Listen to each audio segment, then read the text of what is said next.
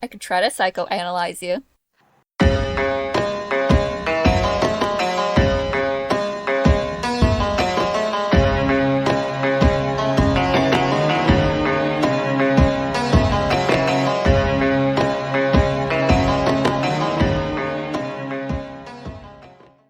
Hello, listeners, and welcome to episode 2 of our podcast Dice Scrolls, where a D&D player and her DM discuss the experiences of playing tabletop RPGs together. My name is Maxi, and I'm the show's dungeon master, as well as the watchful goddess of several settings. And this is my co-host and player and world-weary cleric, Navii. Hello. It's been a while, listeners. For Navii and I, it's been 3 fucking years. What happened? Life happened. Life did happen. We got new jobs and everything. Entirely new career opportunities opened up. And honestly, I procrastinated a lot on editing the other 2 videos. They just kind of sat there gathering dust, micro dust in my hard drive. And I was causing Navii a lot of frustration. Yeah. Also, with it being 3 years, a lot of things have happened in my campaign that I would love to talk about, and I'm sure Navii would as well. Yes. Let's get started. This episode is about the players, who are the most important part of any DM's fantasy world. They're the ones that keep the narrative rolling and derailing it, respectively.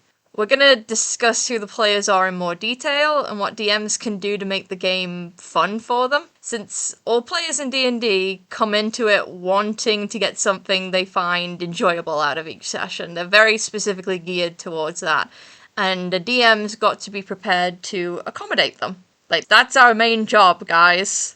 Make things fun for the players. They are the reason that we can even run games to begin with. To start, typically, players will fall into one of 7 known archetypes. These archetypes are pretty consistently agreed upon by most people who played tabletop RPGs, so there's 7 in total. And we'll run through the list of them now. Navii, what's the first archetype? The actor. And what is a player who is the actor? They're the ones who engage in the most character development, they like social interaction, and they also love the narrative of the game in general. Exactly, that is the actor. And most DMs will encounter people that exemplify the actor. And when you have a player who is the actor at your table, they are actually really easy to accommodate, perhaps easiest. All you really need to do there as a DM, create social situations. You can do stuff with political intrigue. You can set up rumors, put scenes together where maybe an argument is occurring. The actors want to engage with the NPCs. The actors are interested in finding out information and having dialogue with not only the NPCs but with their fellow players as well. What's the next archetype? The explorer. And what is the explorer? They want to know every detail about the world. They want to know the locations, the exotic locations, any other planes that exist within your world. They just want to know everything about it. Yeah, they are very interested in the world-building aspect, aren't they? Mm-hmm. I think the best way to approach this as a DM is knowledge of your own setting. If you're running a pre-made module that's set in an already established world, know about that world. Know about its lore, read up on it. Create lore if it's kind of open-ended and there's nothing to say about it at all. You give the explorers a reason to want to go to somewhere. Just want their character to travel around and see and be involved in as much as possible. The third archetype. The instigator. What kind of a player is someone who is the instigator? Love action. They love taking risks. They love the thrill of it, but they also like to see what happens if they make a bad decision. I'm sure a little bit later on you have a lot to say about being an instigator. Yeah. Yeah, these are the players that will cause something to happen, anything to happen. Then they are the people who are most likely to derail you. It also can be funny. Yeah, it can be incredibly funny. We definitely have some stuff that we want to talk about in that regard.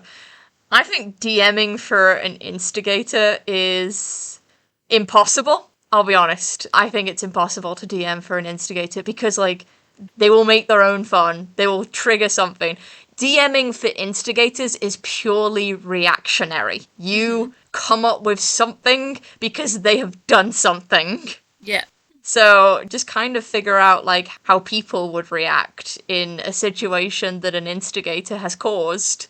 Like, an instigator has decided to kick over a stall at a marketplace. Like, who's at that marketplace? What are the consequences of that? Will there be a constabulary nearby that can be called over to try and arrest the instigator? Will there then be a chase scene if the instigator decides to run? Yeah. It's a lot of fun with instigator players. Our fourth archetype is what then, Navii? Some say it's the power gamer, but they also go by the name the Slayer. But they're generally the people that love gaining levels, powering up their characters through like the different game mechanics.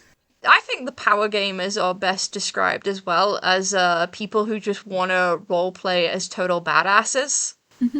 When I think of power gamer in a D&D game, or any game really, they want to feel like a big badass superhero. If they're quite knowledgeable on the mechanics, then they'll try and create a character that benefits from mechanics working together and doing incredible amounts of damage to things. For power gamers, it's really easy to DM for them as well.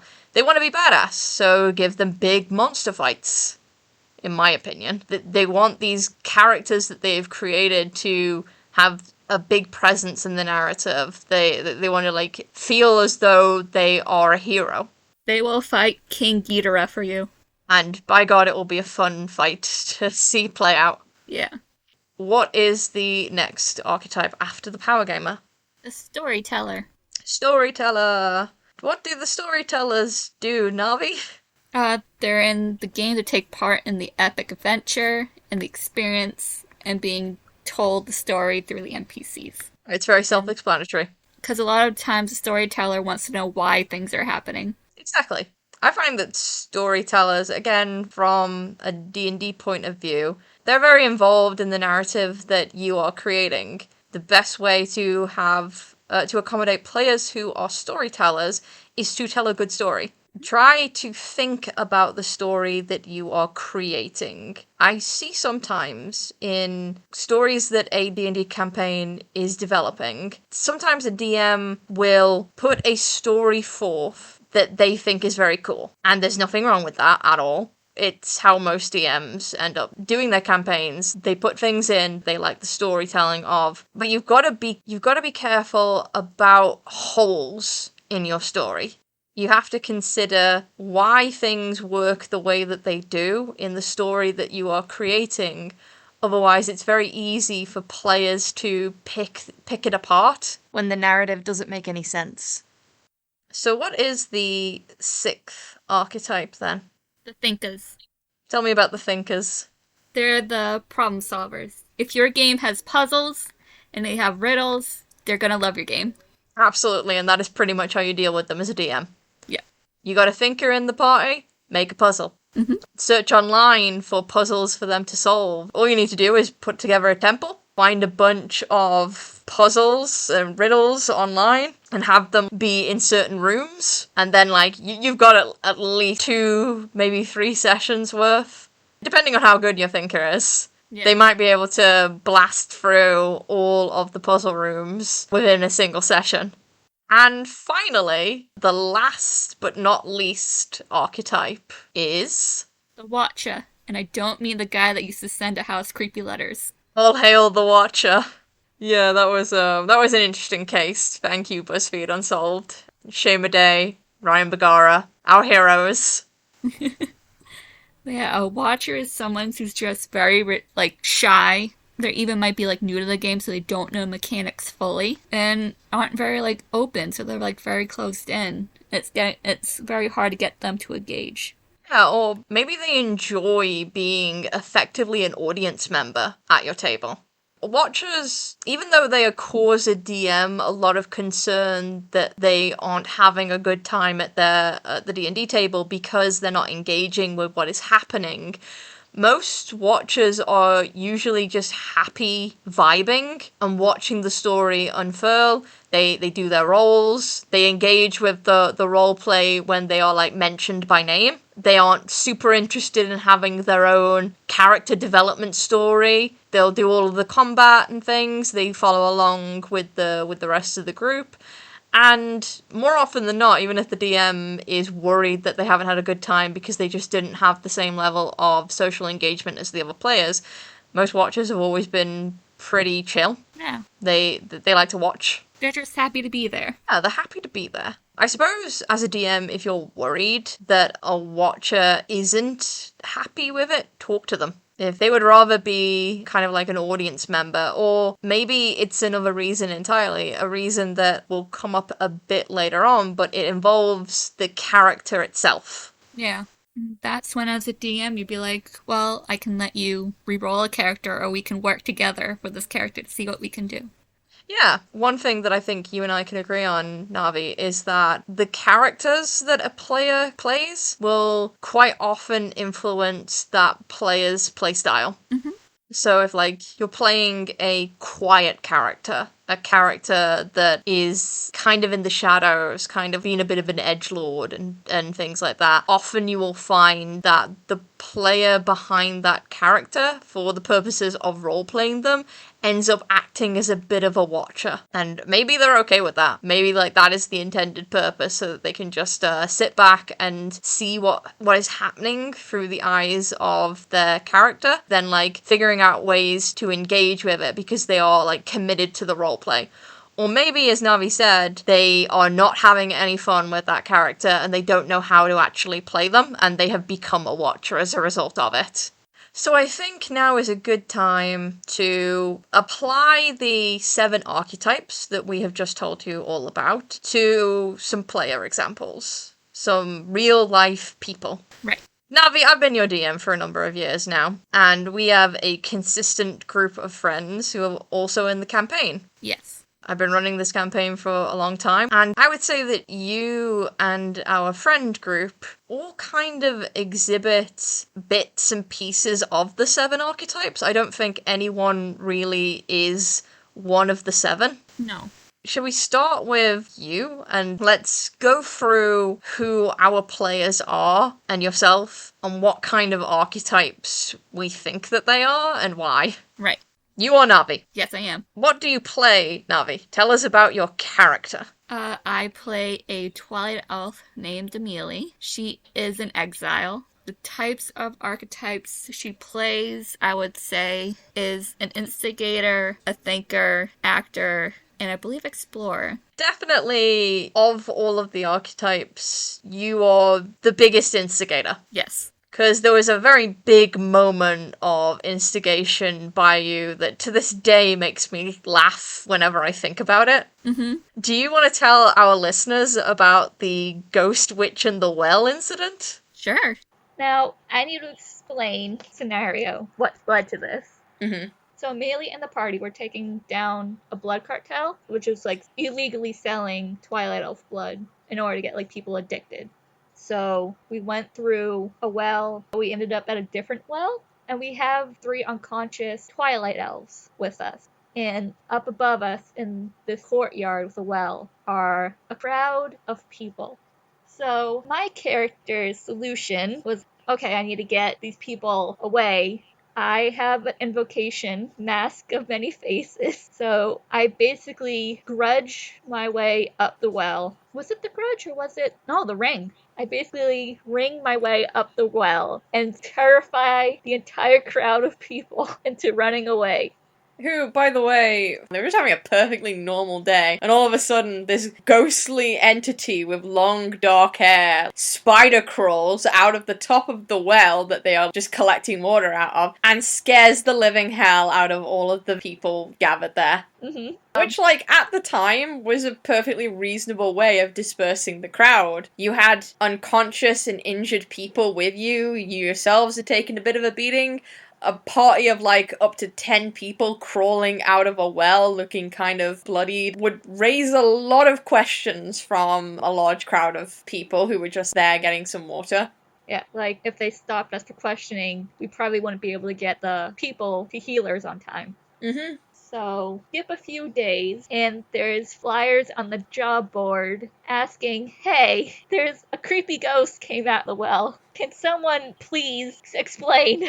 Yeah, wanted adventurers who can determine what this creature is and potentially destroy it if it is a threat. Mm-hmm. Reward will be posted by the Temple of Osioba, who was like, the well was in the temple district, and so it was the temple who was willing to offer up a reward about this. So the entire party is kind of like looking at you at this point. Yeah. What I actually quite loved about, like, this particular scenario was when you guys found the flyers and saw that there was a reward, you had the discussion of whether or not to claim for that reward. They're like, immediately you need to fix this, but at the same time, we need to leave to go to the Elimeko festival. So I'm just like, yeah, I'll fix it when I get there. Or like, maybe it'll fix itself. So we leave, and it turns out, no, it didn't fix itself. Yeah, you come back. The posters are still up. There's many more now. So I'm like, okay, now you really need to go to fix this. So with the masked faces again, I create an alternate identity of a scholar and go to claim the reward. Because I didn't want to be like, yeah, it was me. Because at this point, I've already had a lot of wanted strikes on me. You have. It's actually quite amazing how many times you've had run-ins with the authority of this city, and yet are still recognized as, like, the heroes of Shul. Meanwhile, we have a pirate, and yet I'm more wanted than him. He doesn't get caught. I know. And which is amazing as well, because he's like 8-9 feet tall and a troll. Mm-hmm. So I go in, disguised as a scholar, and turn in a fake story. A story that I really couldn't fault you for as well, because it was actually kind of well researched about my own setting. Yeah. Can you think of a time you instigated something as a player that you now regretted? I can actually. So, same city in Shul when the... Poor fucking city. I know. I terrorized that city. The night dome was up, so everyone could walk out in daylight and be protected from the sun. But Amelie needed to go to the temple on the outskirts, because there was a plan in place to take away the orb that controls the night shield during the eclipse. So Amelie's plan was talk to my uncle's god and see if he can help, because he's the god of light and the sun. Yeah, because this group of people in the city that wanted to do terrible things to the citizens and take over everything had a plan that involved the eclipse. They wanted to steal the magical artifact, the orb, that creates the shadowy dome. And they were going to hold that hostage after the eclipse when the sun comes back out again, which would obviously, without a night dome shield in place, the citizens would have to stay indoors and be unable to leave until like nighttime passes, which would make them very vulnerable during the day. Their entire society would collapse as a result of it, and the people responsible that were going to ransom the orb to the High Council of the city of Shul to make demands and basically like get what they want so that they could gain complete control of the city. Yeah. So she goes to the tunnel that's supposed to lead outside when the night dome is up. But of course, there's 2 guards in the way, and they're like, sorry, we can't let you through. Those are the rules. You're gonna have to wait for nightfall, the Nighthold shield to fall down. This tunnel is for emergency situations only. And I think you tried to persuade them to, let you through under the understanding that it was an emergency, and, the roll did not go well. Mm-hmm. So what did you do? So I decided to essentially flashbang them and run through the tunnel. You did. I did. I mean, what also didn't help is that these guards were also Sangramore. Yeah, I mean, that's what made what you did quite cruel. Mm. Because we talked about Sangramore before in the previous episode, and that they are basically like Damphia. The reason that Shul is this night-like city and has this dome that Navii was talking about is because Shul is a city that is found in a place called Salgan, and Salgan is kind of climate-wise and aesthetically-wise like ancient Morocco. And the Sangramore that live there initially used to live inside inside the Great Plateaus, the large rocks, to like protect themselves from the sun, and they like built cities into them.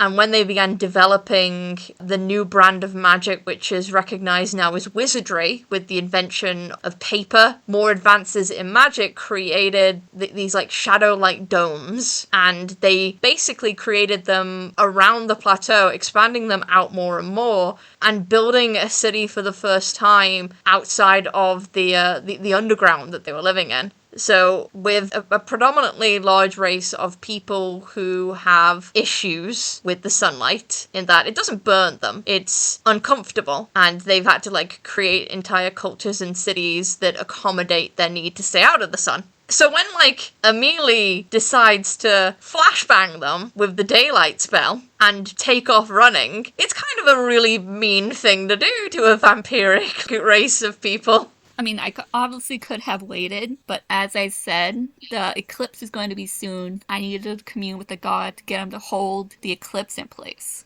Definitely the instigator is your strongest archetype, I would say. Let's move on to our other players. Shall we talk about Matt? So Matt, I would say, is also an instigator, but they are also a power gamer as well with their character of Greenbeard. Definitely. That is very fair to say. And obviously, Matt's also like a little bit of an actor too, but the instigator and the power gamer are the ones that are most apparent because, well, what does Matt play? He plays a troll barbarian who's a pirate. Who's now also multi-classed into rogue as well. Yes. And as a power gamer, there's a lot of things that he does with advantage as a result of getting in some really heavy hits. Like, on average, I would say that Matt can do between 70 to 90 points of damage in a round. Yeah.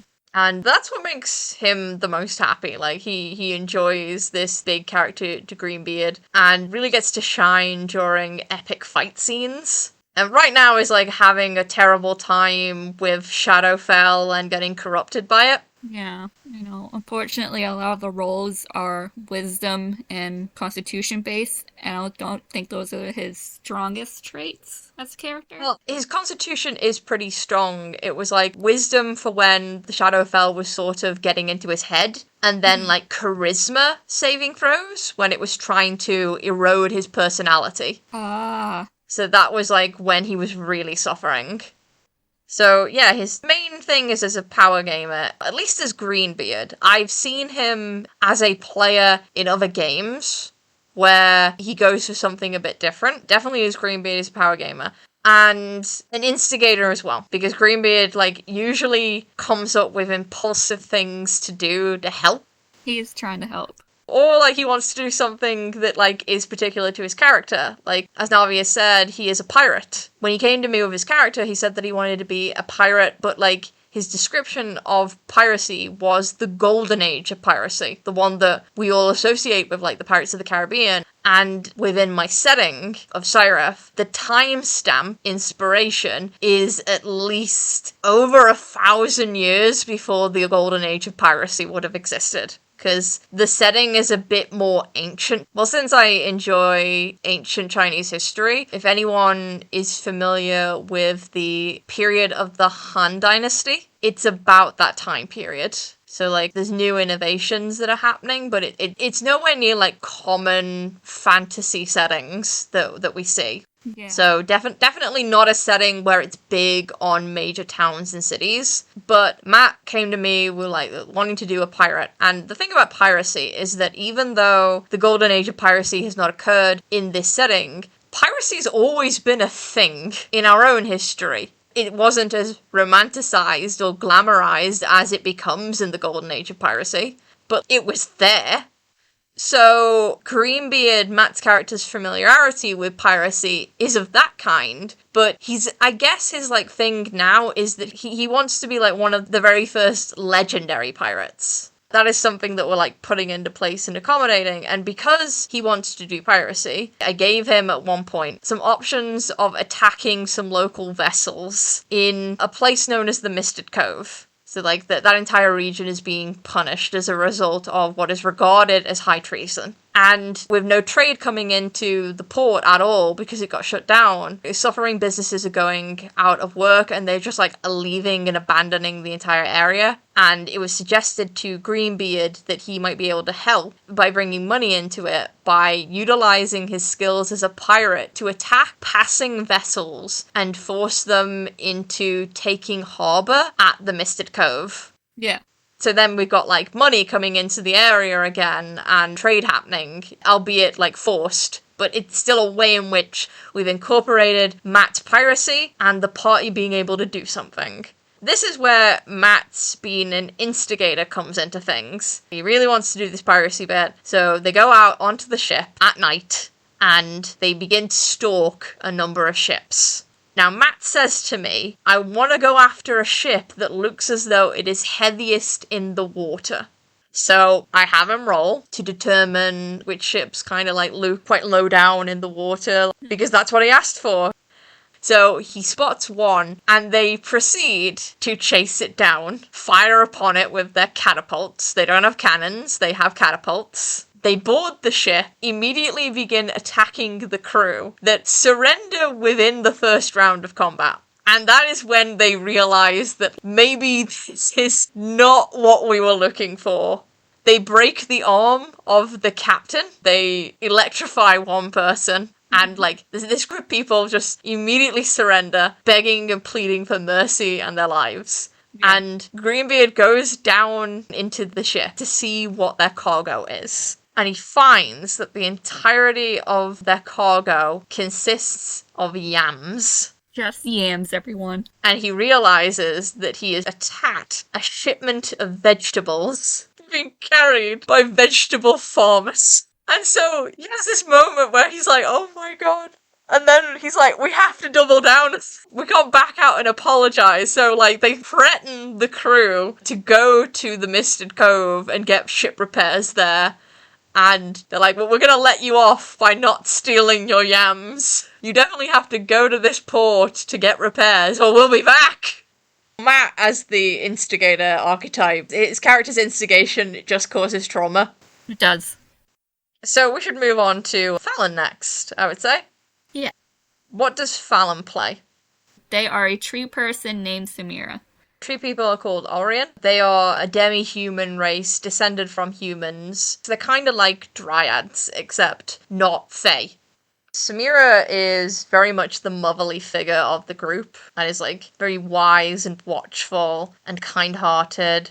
What kind of player would you say this makes Fallon as a result of being Samira? I say Samira is an explorer, a storyteller, and also a thinker. Yeah, Fallon, I know already, like, really enjoys puzzles and problem solving. So I enjoy, like, doing puzzles and things in the setting. Explorer, definitely, because Samira is the only one out of the party that isn't originally from the continent that you guys are all on. No, Samira is from Eurixus. Whereas everyone else is from the continent of Afroya. And whenever it comes to investigating flora and fauna and knowing things about really other cultures, Fallon is the one who usually asks about, can I roll for this? Do you think Samira knows about this, considering Samira is from this other part of the world? Or, like, where has Samira travelled to that would make her knowledgeable about something? I also very much agree with Fallon being a storyteller, because Fallon's definitely not an instigator. Fallon, like, doesn't cause anything to happen. But Fallon is very reactive to things that are happening and gets very engaged in the narrative that I'm telling. Because, honestly, I always know that I've done good whenever I've described something and Fallon gasps through the Discord. Mm-hmm. In terms of being the storyteller, Fallon is definitely the one who I think is the most interested in pushing forward the main quest. Yeah. Which naturally ties into being the explorer, because you guys have had to travel extensively to get from place to place to find who you're looking for. Yeah. And finally, let's talk about Beth. Beth plays another Twilight Elf. They are only 11, but they are a child detective. Yes. Class-wise, Beth is a wizard cleric. best describe Yurviga, I would say they're, of course, the thinker because of the detective aspect. Mm-hmm. She's also an instigator because of some of the things Yurviga has done. I would say a storyteller, but also an actor. When it comes to Beth being the thinker, I do feel sorry for her because, like, Jadwiga is good at solving crimes. Yeah. Jadwiga trying to piece together what might have happened in a crime is something that Beth is really, really strong with. But when it comes to figuring out puzzles, I always found that Beth gets a bit, I don't know what I'm doing, but is playing a character who does know what she's doing. So I think that, like, being Jadwiga challenges Beth quite a lot. But I feel as though Beth is, like, more naturally inclined to the actor.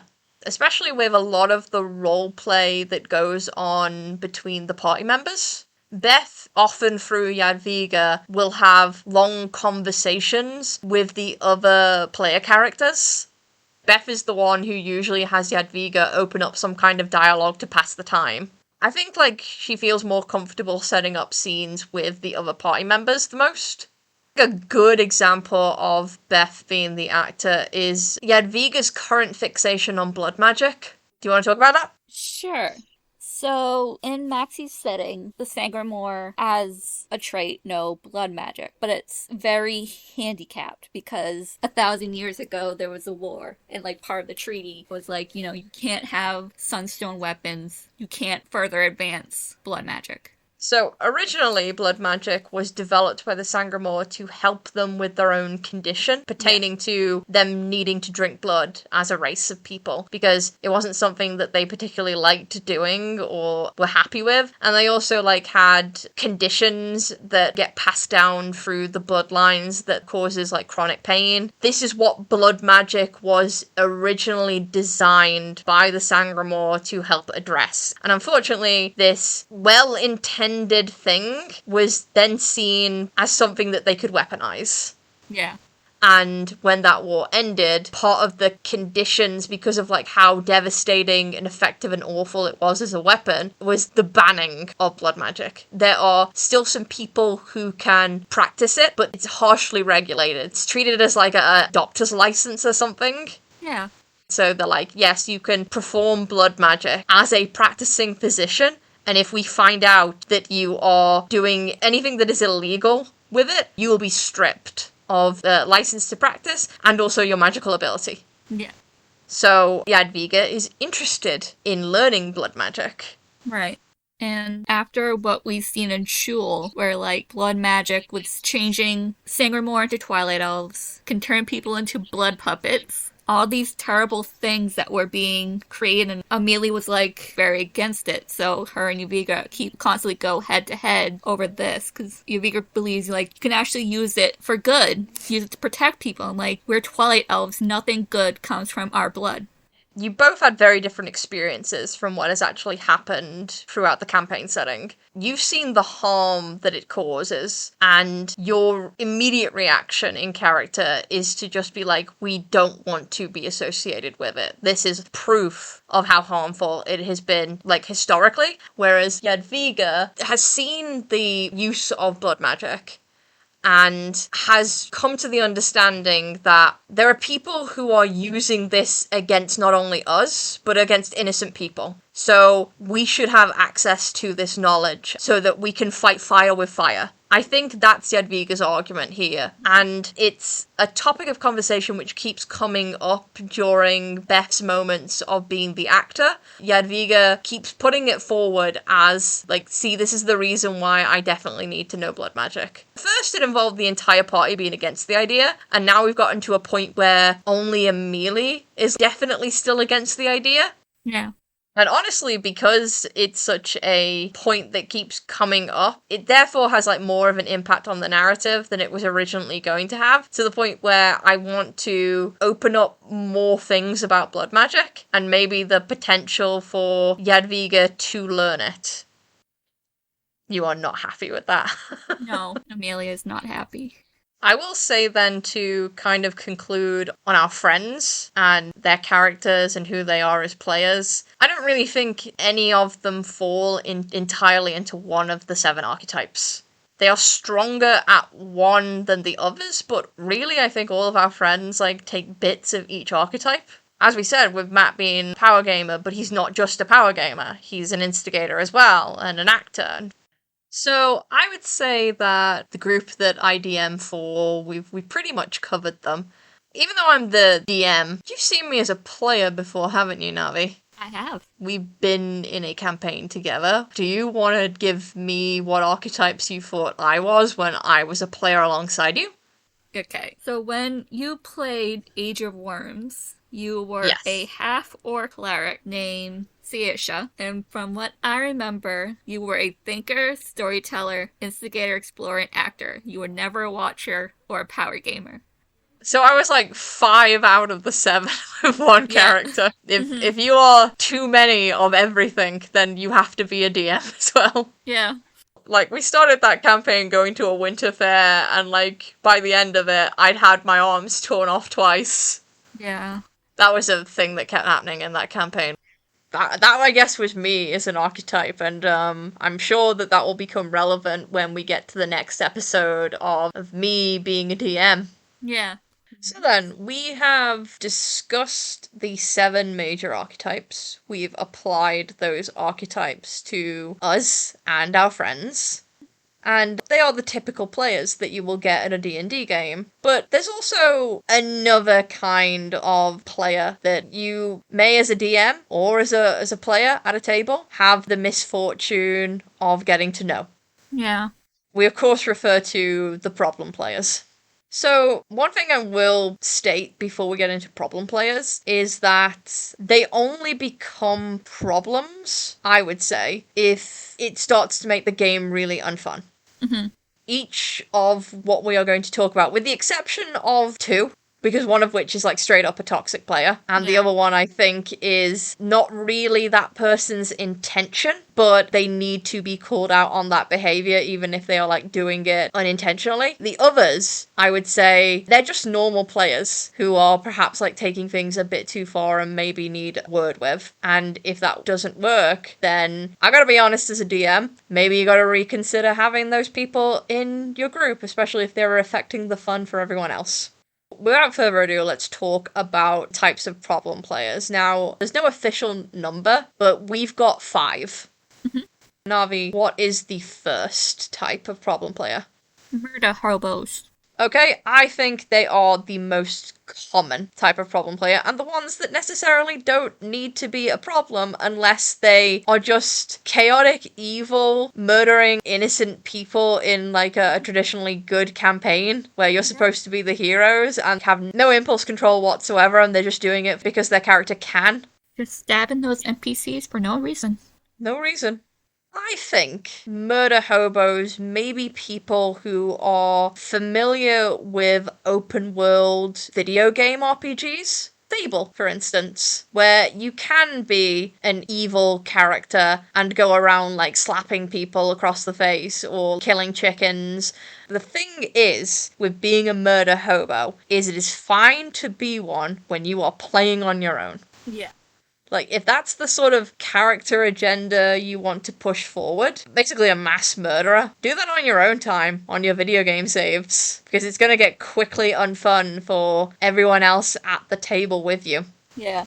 If you want to be a murder hobo in a campaign, consider what sort of campaign it is. From a DM point of view, if you are running a game where people like want to be a murder hobo, consider making the setting much worse than they are. Yeah. I think a good example of this might be the Thieves World RPG, where everyone in that setting are really out for themselves. Like, it's big on the idea of survival of the fittest, and if you are like too weak to stomach life in Thieves World, this city is going to eat you. That's ideal for people who want to be like a murder hobo, I think. Because, you gotta be tough to survive. You gotta be the craziest person in the room. What do you think? I would say I agree with you. Murder hobos do tend to get annoying, especially when you're trying to help an NPC. I also find that, like, murder hobos, as a problem player, don't actually have to kill anyone. No. To be an issue at the table. And what I mean by this is that, like, they don't have to kill anyone. They just have to start something that they've decided that, like, screw this negotiating nonsense, let's just fight them. Here's an example, right? You're in this town, and you found out that the entire town has come under the sway of a new religious leader who has basically began turning them into a cult. And, like, the leader is very charismatic, is respectful to the players, appears to be a decent person in public, but you know that the things that this person is saying and, like, what they're actually doing is harmful. And the best way to get rid of that person is to kill them. Except it's not. Retaliation on a violent level, especially what may result in that NPC's death, may, yes, solve the problem of stopping the brainwashing, but the brainwashing has already happened. You have just villainized yourself in front of an entire town who believes that you killed someone in cold blood. Yeah. Your plan was poorly thought out. And I think that's ultimately like what a murder hobo is. They think that in doing this, let's kill our way through it, is a good way of solving the problem. And they themselves can even be like quite shocked when it's not. No. Sometimes their actions have consequences. Often their actions have consequences. You don't even have to, as a DM, punish anyone for being a murder hobo. In fact, I strongly recommend that you don't do that. What I am saying is that, like, when there are consequences to a person's action, it's a natural consequence to their actions. They've killed this cult-like figure who's been taking over the town. The natural reaction then is that the people that they have brainwashed get into mob mentality and turn against the party. So what is the next kind of problem player? So they're called rule lawyers. What are rules lawyers? People who point out the rules and be like, actually, it should go like this. Again, this is one of the problem players that I was talking about in, like, they don't actually have to be a problem. Rules lawyers, in my experience, have, like, always found them to be really helpful. The rules lawyers that we are specifically talking about are more of, like, the rules arguers. The ones who are fixated on a specific rule as written so that they can gain advantage from it. And the minute that they can't, that they will, like, discard it. They will keep arguing their point that rules as written, this says that I can do this thing, and later on, like, any rule that then goes against them being able to do something that they want to, they will conveniently ignore.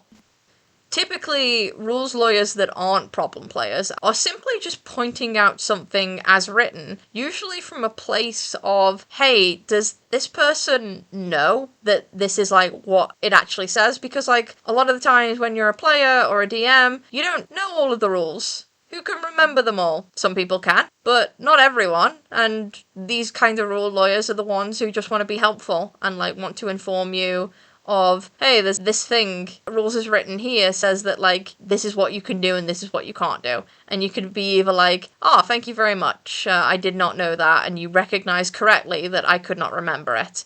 Or you could go the other way and just being like, now you're just being nitpicky. Yeah. I appreciate rules lawyers. I don't know all of the rules in my game. Player, I don't know the rules. I didn't know that a 7th level spell doesn't mean you can cast it at level 7, or that you can't stack smites.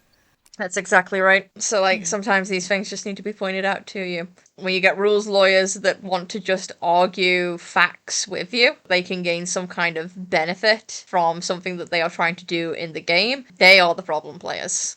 Mm-hmm.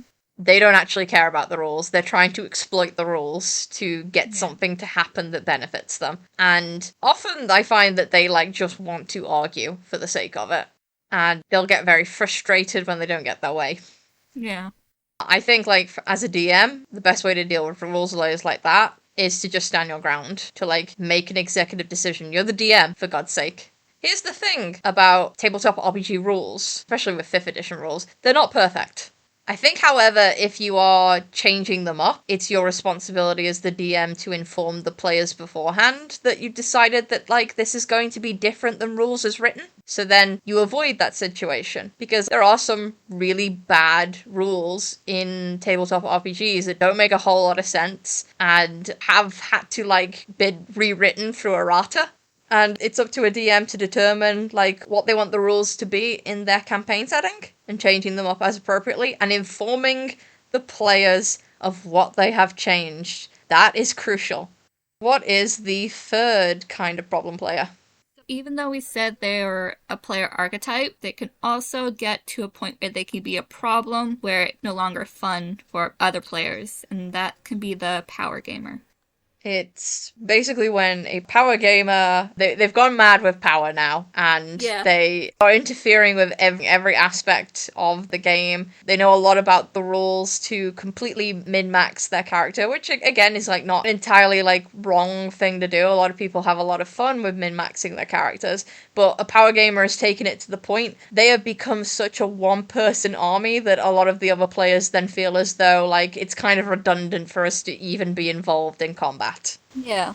I have been in this campaign before. I had an awful experience who was a warlock with a legendary artifact sword who basically went ahead of the party, never getting actually involved in anything that we were doing. He walked ahead invisible and would have big, massive monster fights without us. And the party was following in his wake of destruction. That was literally what was happening. We would carry on walking across this snow-covered mountain and find just a trail of dead bodies, of very high-level monster encounters that he had done on his own, because apparently he and the DM had done the combat outside of game time, one-to-one. And it was incredulous to me. He actually ruined the ending of the campaign for me, I'll be honest.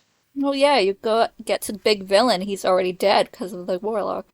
It wasn't even that. Like, the big villain had this artifact that contained thousands of people's souls in it. He got to it first. He hit the artifact with his magical sentient sword, which was also a soul eater sword.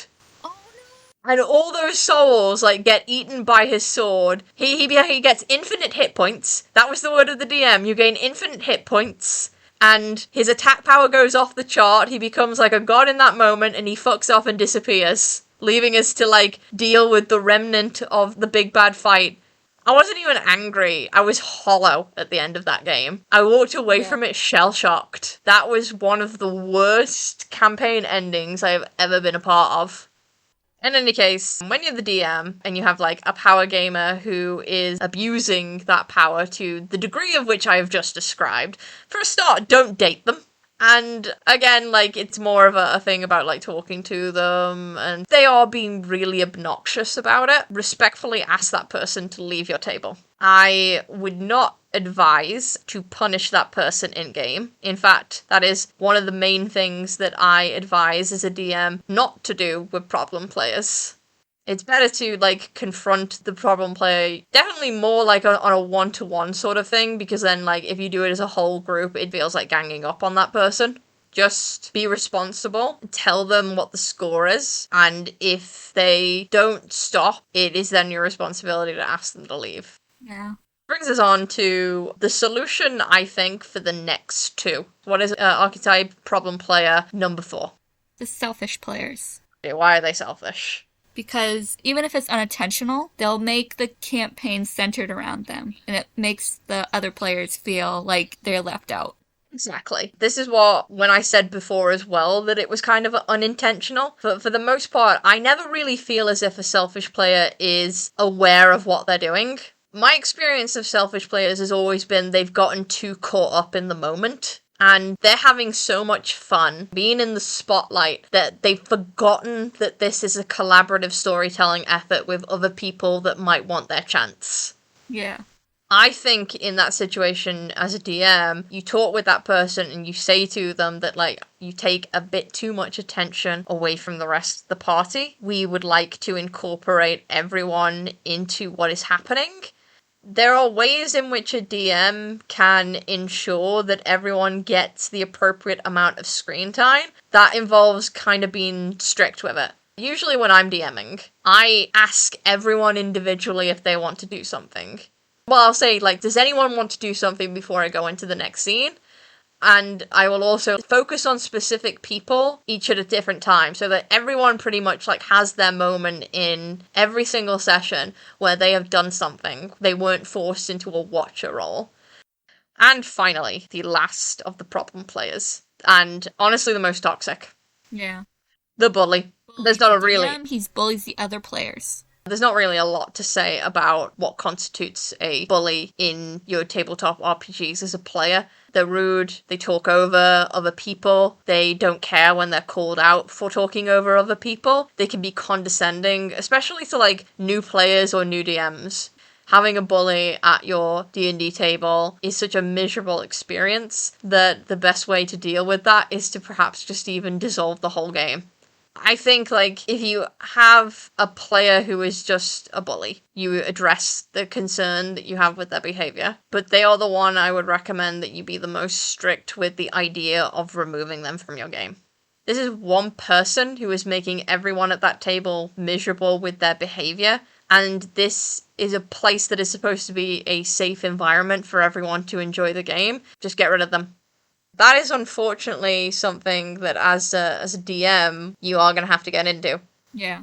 I'm sorry, but that's just a grim reality of interacting with people who are very different to you, who want different things out of the games, and can also clash with their fellow players because of what they want is so different. You will have to put your foot down as a DM and say, if you don't like it, talk to me. Maybe we can come up with a resolution first. And if you don't like that resolution, you can leave. Mm-hmm. I think then that this will lead quite nicely into the future episode, where in episode 3 of this podcast, we're going to be talking about the DM. We'll be talking about Maxi. As far as the players are concerned, I believe that we are done with that now. We're not completely done. There'll be times in which we continue talking about the players in future episodes. In any case, thank you for listening to our second episode of Dice Scrolls. We hope that you've enjoyed this podcast. And check out any of our other episodes if you haven't had a chance to already. And any relevant credits that we brought up will also be in the description. The opening song to this podcast was Temple of Endless Sands by Darren Curtis. And the credit song at the end is Awake by Cytherios. Links to their original music will be in the description. It is royalty free. I have been Maxi. I've been Navii. And thank you once again, and goodbye!